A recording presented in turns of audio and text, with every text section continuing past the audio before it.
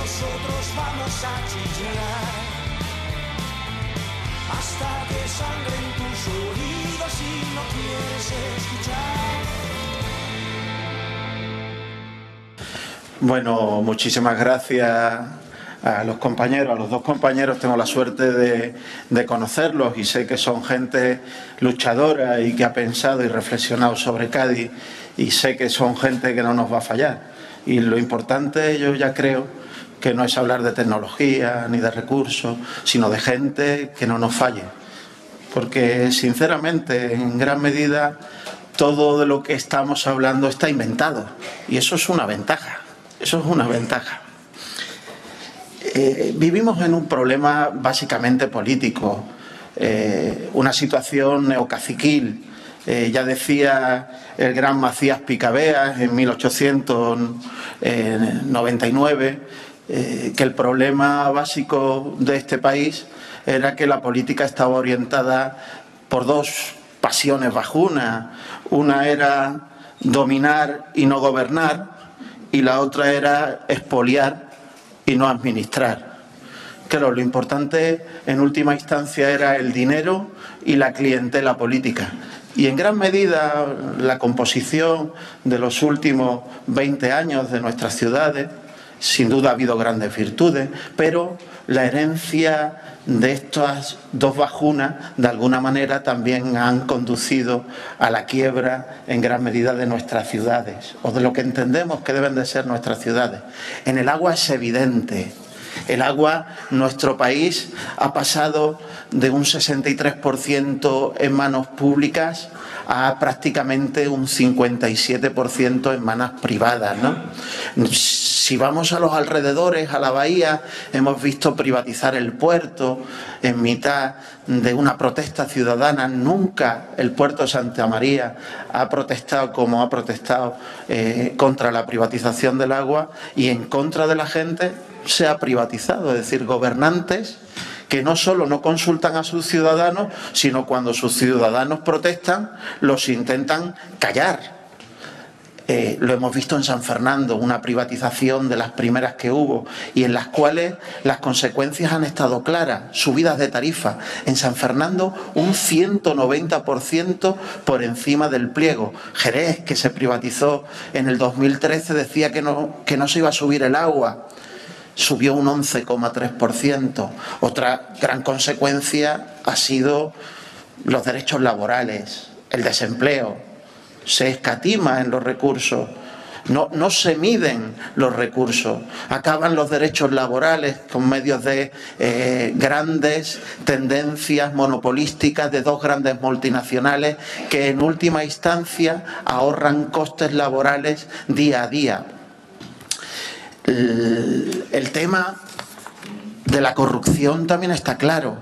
La posibilidad de privatizar te da posibilidades de no pasar por una mesa de contratación, con lo cual al final aumentas en personal propio o próximo a tu política, aunque trabajen, más bien, aunque cobren de la gran multinacional. Y lo hemos visto continuamente, no solo por esas puertas giratorias que nos han acostumbrado las grandes figuras políticas de este país, sino también por esa mediocridad de la clientela política que están llenas las empresas privatizadas del agua, como ha demostrado el caso Pokémon, donde los alcaldes, por ejemplo, de Santiago de Compostela, impedían que los funcionarios supervisaran a las empresas privatizadas. Hasta ese extremo hemos llegado.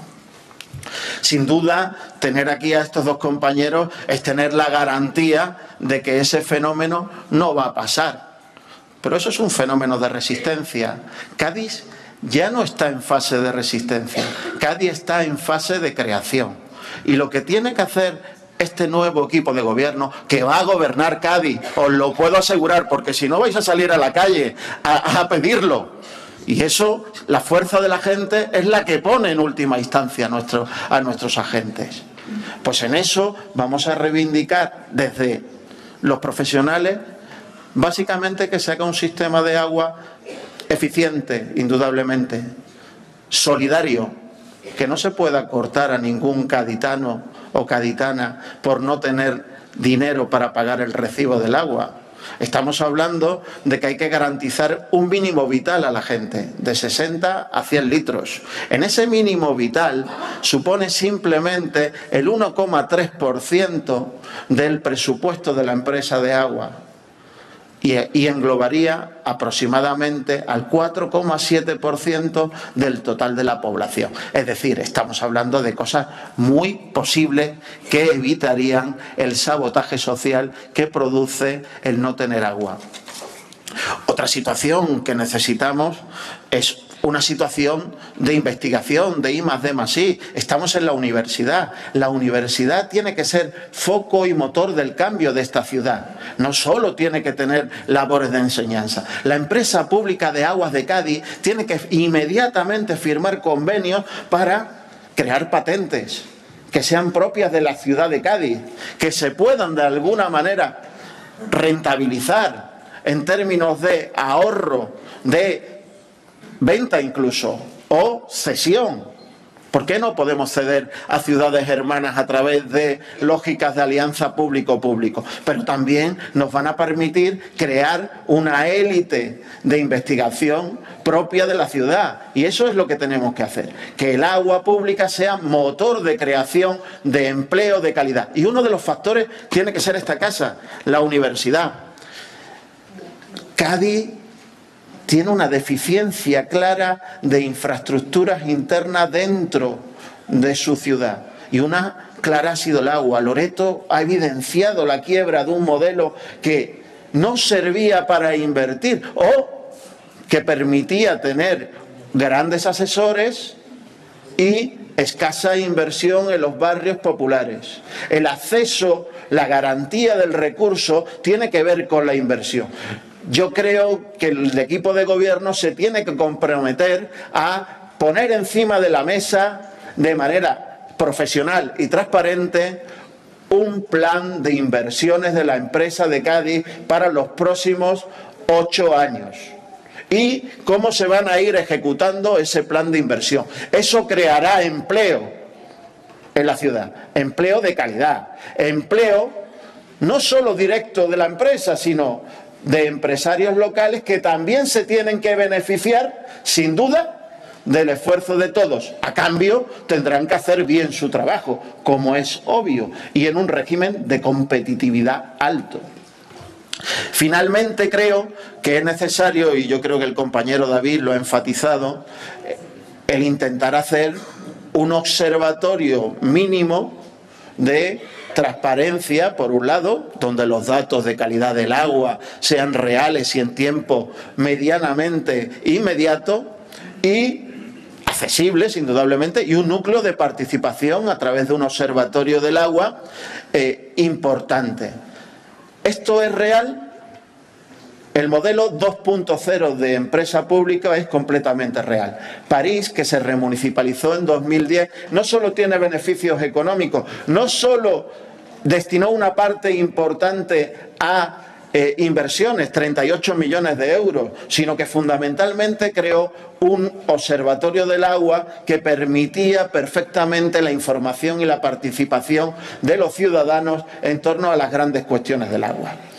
Otra situación que hizo París, y yo creo que en el mundo, en el Día Mundial del Medio Ambiente, debería de ser un compromiso de este equipo de gobierno, es, por fin, sustituir esto por las fuentes públicas. No podemos seguir generando residuos que no nos corresponden. Esto tiene que ser una elección, no una imposición. Tenemos que hacer en nuestros parques públicos, ponerlos con fuentes de agua pública. Faltaría más. Asociar el agua al espacio urbano, a la creación de ciudad, a la ciudad abierta, es determinante. Y finalmente, desde la empresa pública se deben impulsar auditorías a los hosteleros y a las rentas y a las familias de renta baja para que tengan eficiencia y eficacia dentro de su propia gestión, dentro de sus casas. Y en el caso de París se incluyó la electricidad, los factores de electricidad, porque el agua, sinceramente, tiene una garantía de cobro que no tiene ningún otro servicio. Finalmente, la modificación del reglamento es obvia. No se puede cortar el agua por el impago y luego cobrarte el reenganche, porque al final lo que estás haciendo es especular con el agua, aunque sea desde una perspectiva pública. Bueno, muchísimas gracias y yo creo que el cambio está aquí.